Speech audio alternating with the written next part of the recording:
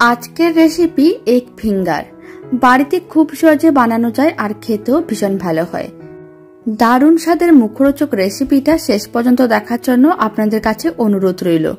আশা করি আপনাদেরও খুবই ভালো লাগবে আর নিজেরাই খুব সহজে বাড়িতে বানিয়ে নিতে পারবেন। আর এই দারুণ স্বাদের রেসিপিটা বাড়িতে বানালে কমেন্ট বক্সে জানাতে একেবারেই ভুলবেন না খেয়ে আপনাদের কেমন লাগলো। এখন একটা এগ ফিঙ্গার ভেঙেও দেখিয়ে দিচ্ছি। আপনারা দেখুন ওপরটা বেশ মুচমুচে আর ভেতরটা ঠিক তেমনই হয়েছে, খেতেও বেশ ভালো হয়। প্রথমে একটা মিক্সিং বোল নিয়েছি, তার মধ্যে দিয়ে দিচ্ছি 4টে ডিম। আপনারা চাইলে ডিমটা বেশি করেও দিতে পারেন। এখানে আমি 4টে ডিম দিয়ে এগ ফিঙ্গারটা বানাবো। আর ডিমগুলোকে ভেঙে একটা মিক্সিং বোলের মধ্যে নিয়ে নিতে হবে।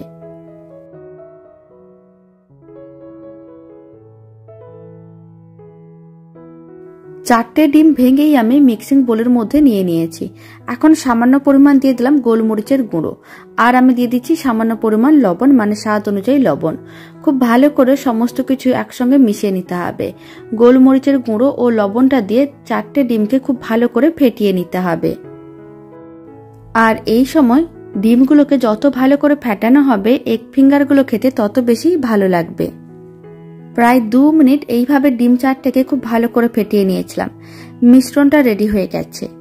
এবার আমি একটা আলুকে সেদ্ধ করে রেখেছিলাম, আর আলুটাকে এরকম একটু বড় সাইজে নিয়েছিলাম, হাফ করে কেটে সেদ্ধ করে নিয়েছিলাম।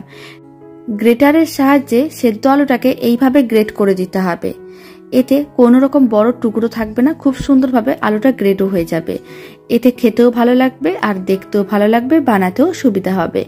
আমি এখানে সেদ্ধ আলুটা দিচ্ছি, এতে এগ ফিঙ্গারটা খেতে আরো অনেক বেশি ভালো লাগবে। আপনারা চাইলে দিতেও পারেন, নাও দিতে পারেন। সেদ্ধ আলুটাকে গ্রেটারের সাহায্যে গ্রেট করে নিয়েছিলাম। এবার সেদ্ধ আলুটাকেও ডিমের সঙ্গে খুব ভালো করে মিশিয়ে নিতে হবে। আর আলুর যদি কোনো রকম বড় সাইজের টুকরো থাকে তাহলে সেটা তুলে নিতে হবে। যেহেতু গ্রেটার দিয়ে গ্রেট করা হয়েছে তাই বড় সাইজের কোনো টুকরোও থাকবে না। খুব ভালো করে মিশিয়ে নিতে হবে আর একেবারে একটা মসৃণ মিশ্রণ রেডি করে নিতে হবে। খুব ভালো করে মেশানো হয়ে গেছে, মিশ্রণটা একেবারেই রেডি। এবার আমি মিশ্রণটাকে এক সাইডে রেখে দিচ্ছি।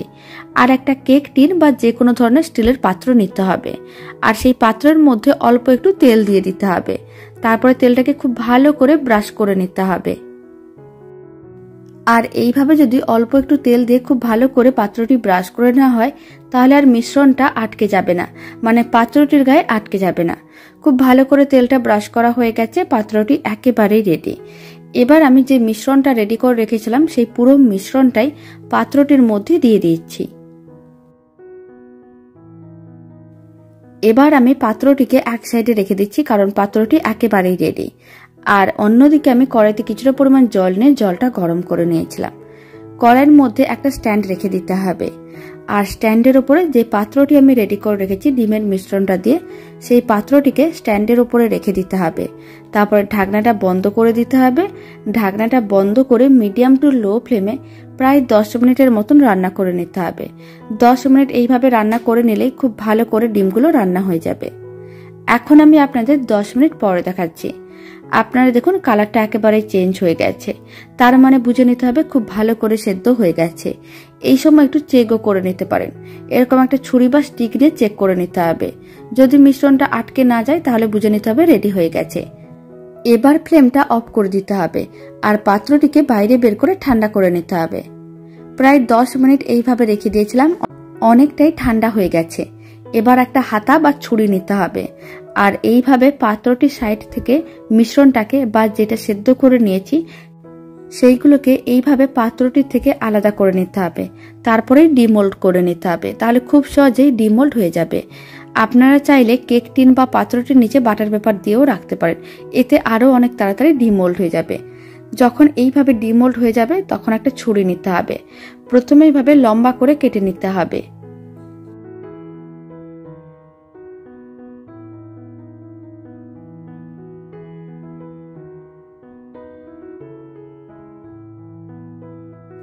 লম্বা করে কেটে নেওয়ার পরে একটা লম্বা অংশ নিয়ে নিলাম।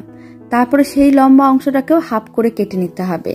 এইভাবে একটু পাতলা করে কেটে নিলাম। এবার এই পাতলা অংশগুলোকে মানে যেইগুলোকে আমি আবারও হাফ করে নিয়েছিলাম সেইগুলোকে আবার হাফ করে নিতে হবে।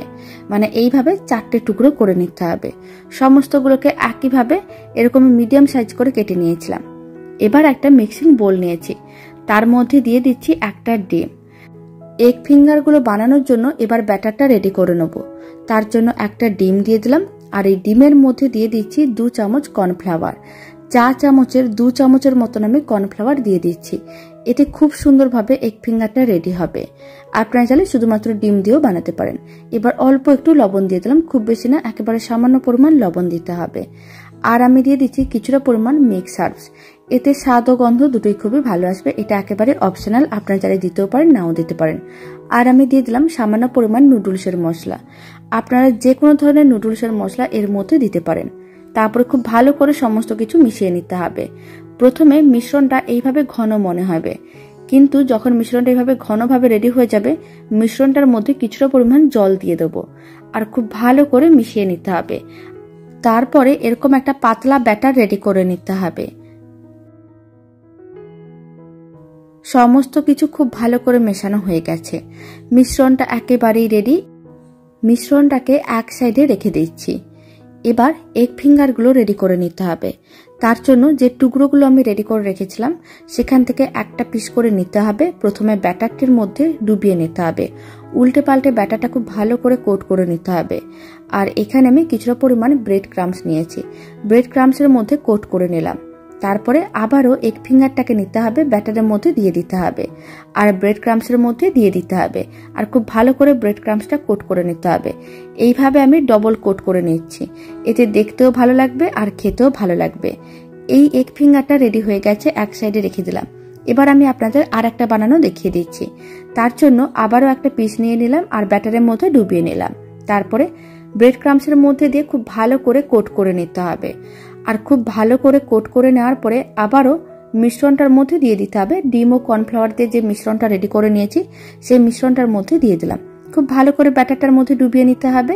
তারপর আবারও ব্রেড ক্রাম্বসের মধ্যে দিয়ে দিতে হবে আর খুব ভালো করে এইভাবে ব্রেড ক্রাম্বসটা কোট করে নিতে হবে। এইভাবে যদি ডবল কোট করে নেওয়া যায় তাহলে ভাজিতেও সুবিধা হবে আর খেতেও ভালো লাগবে, দেখতেও ভালো লাগবে। সমস্তগুলো একইভাবে রেডি করে নিতে হবে। সমস্ত এগ ফিঙ্গারগুলো একইভাবে রেডি করে নিয়েছি। এবার এই এগ ফিঙ্গারগুলোকে ভেজে নিতে হবে। তার জন্য কড়াইতে কিছুটা পরিমাণ তেল নিয়ে তেলটা গরম করে নিয়েছিলাম। ফ্লেমটা মিডিয়ামেই আছে। মিডিয়াম ফ্লেমে রেখে এইভাবে এগ ফিঙ্গারগুলো দিয়ে দিতে হবে। সমস্ত এগ ফিঙ্গারগুলো একসঙ্গে দেওয়ার দরকার নেই, প্রথমে আমি বেশ কয়েকটা দিয়ে দিলাম। তারপরে মিডিয়াম ফ্লেমে উল্টে পাল্টে বেশ লাল লাল করে ভেজে নিতে হবে। ফ্লেমটা মিডিয়ামেই রাখতে হবে, হাই ফ্লেমে রাখা যাবে না। যদি ফ্লেমটা হাইতে থাকে তাহলে অনেক তাড়াতাড়ি লাল হয়ে যাবে আর ভেতরটা ভালো করে রেডি হবে না। তাই মিডিয়াম ফ্লেমে উল্টে পাল্টে বেশ লাল লাল করে ভেজে নিতে হবে। আর এই এগ ফিঙ্গারগুলো ভাজার জন্য খুব বেশি টাইমেরও প্রয়োজন পড়বে না, খুব কম সময়ের মধ্যে এইগুলো ভাজা হয়ে যাবে। আর ভেতরের ডিমটা যেহেতু সেদ্ধ আছে তাই খুব বেশি টাইমেরও প্রয়োজন পড়বে না। মোটামুটি 4 মিনিটের মতন সময়ের প্রয়োজন পড়েছিল। এগ ফিঙ্গারগুলো উল্টে পাল্টে লাল লাল করে ভাজা হয়ে গেছে, এর থেকে আর বেশি লাল করে ভাজার দরকার নেই। এবার এই এগ ফিঙ্গারগুলোকে তুলে নিতে হবে আর একটা প্লেটের মধ্যে সার্ভ করে নিতে হবে। আর বাকি যে এগ ফিঙ্গারগুলো আছে সেই সমস্ত এগ ফিঙ্গারগুলোকে একইভাবে রেডি করে নিতে হবে। এবার বাকি সমস্ত এগ ফিঙ্গারগুলোকে গরম তেলের মধ্যে দিয়ে দিচ্ছি আর মিডিয়াম ফ্লেমে উল্টে পাল্টে লাল লাল করে ভেজে নিতে হবে। দারুণ স্বাদের এই এগ ফিঙ্গারের রেসিপিটা বাড়িতে বানিয়ে দেখতে পারেন, ছোট থেকে বড় যে কেউ খুবই পছন্দ করবে। আর রেসিপিটা বাড়িতে বানালে কমেন্ট বক্সে জানাতে একেবারেই ভুলবেন না খেয়ে আপনাদের কেমন লাগলো। 4 মিনিটের মতন সময় প্রয়োজন পড়েছিল। এগ ফিঙ্গারগুলোকে বেশ উল্টে পাল্টে লাল লাল করে ভেজে নিয়েছিলাম। এবার তুলে একটা প্লেটের মধ্যে সার্ভ করে নিচ্ছি। আর এই দারুণ স্বাদের মুচমুচে মুখরোচক এগ ফিঙ্গারের রেসিপিটা ভালো লেগে থাকলে আপনারা যদি ফেসবুক থেকে রেসিপিটা দেখছেন পেজটিকে ফলো করে নেওয়ার অনুরোধ রইল, আর ইউটিউব থেকে দেখলে চ্যানেলটি সাবস্ক্রাইব করে নেওয়ার অনুরোধ রইল। পাশে থাকা বেল আইকনটি প্রেস করে নেবেন নতুন রেসিপির আপডেট সবার আগে পাওয়ার জন্য। এখানে আমি অল্প একটু টমেটো কেচাপ দিয়ে সার্ভ করেছি, এতে খেতে আরো অনেক বেশি ভালো লাগবে।